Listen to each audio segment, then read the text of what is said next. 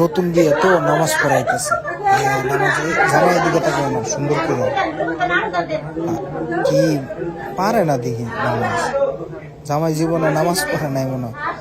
সেজদায় যান। হ্যাঁ, আপনি ধরেন না, খেলা দিন না, ফিরে যাবো বলে।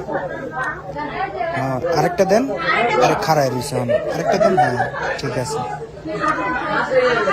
কি উড়েন উড়েন উড়েন উড়ে না, বয়ে রয়েছে এখন। টাকায় রয়েছে কে সুন্দর করে আটটা বান দেন। টাকায় রয়েছেন কে নিচের দিকে তাকান। এত মানুষের সামনে নামাজ পড়তেছে, ডরে পড়তে পারতেছে না। সুরা কইতেছে, সুরা কয় না কি করতেছে আল্লাহ। হ্যাঁ নামাজ পড়েন। আরেকটা দেন। এই তো কেডা কই নামাজ পড়েন। এই বোন উঠতে হবে আবার, খালি উঠলেই আবার আসে রে ভাই। নামাজ না পড়লে বিয়ে দিব কেডা কোন।